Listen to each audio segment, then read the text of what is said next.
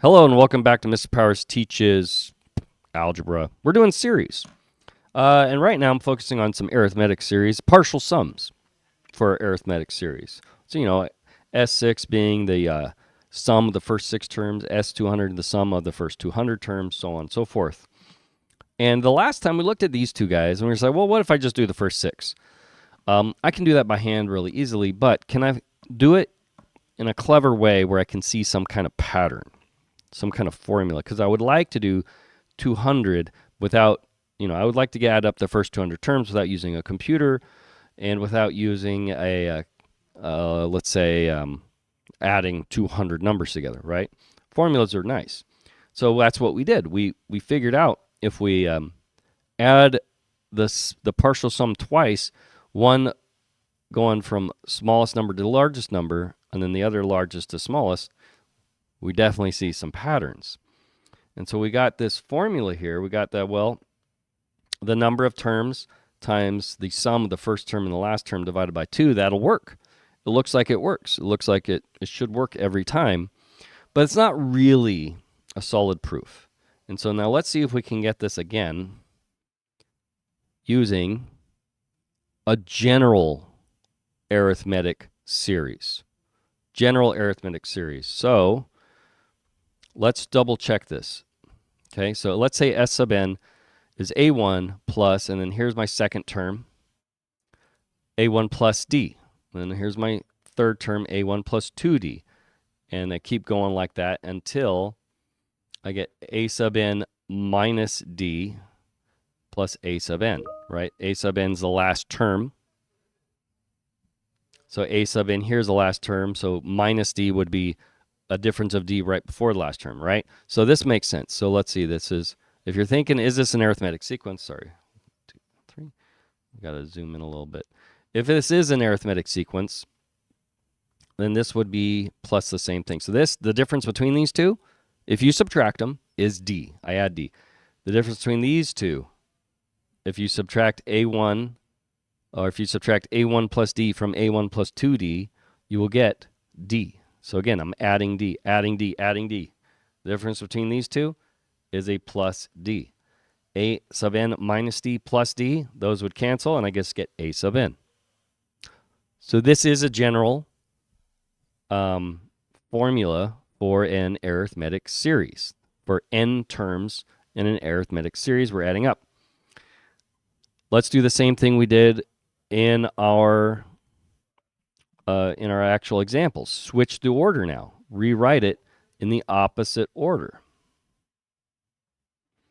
So that means start with the largest number, a sub n, and then the one that comes right before it, which is d less, right? So it'd be subtract d, right? Just like here, right? Plus 2, plus 2, plus 2, minus 2, minus 2, minus 2.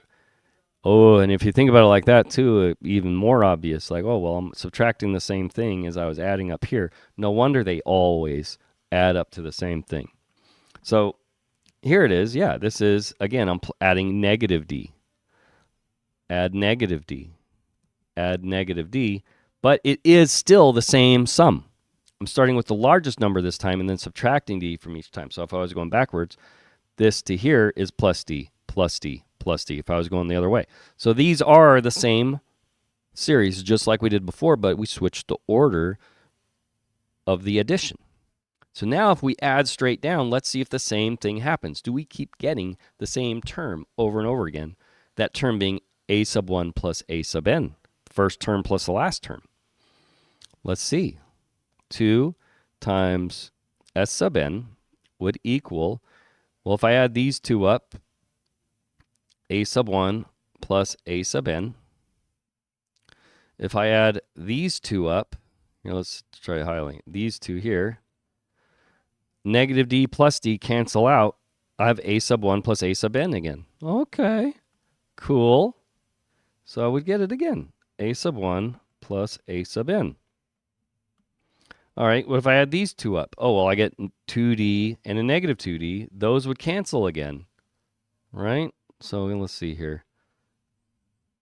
These two, if I add those, they cancel. And I get again, the d parts cancel. A sub 1 plus a sub n. All right, plus dot, dot, dot. And let's do the last one here. Negative d plus d, again, those would cancel if I add these terms up. And we get a sub 1 plus a sub n. And then the last two, again, a sub 1 plus a sub n. That's really cool.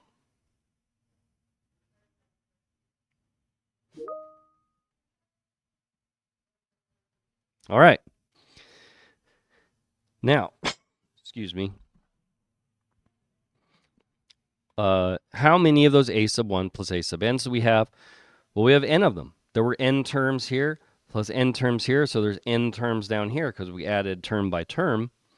So what I get is n times a sub 1 plus a sub n on the right, and this is still 2 times my partial sum.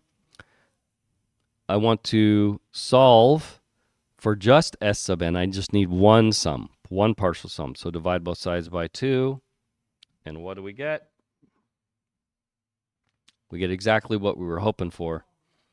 S sub n is n times a sub 1 plus a sub n divided by 2. That is the number of terms times the sum of the first term and the last term we're adding, all divided by 2.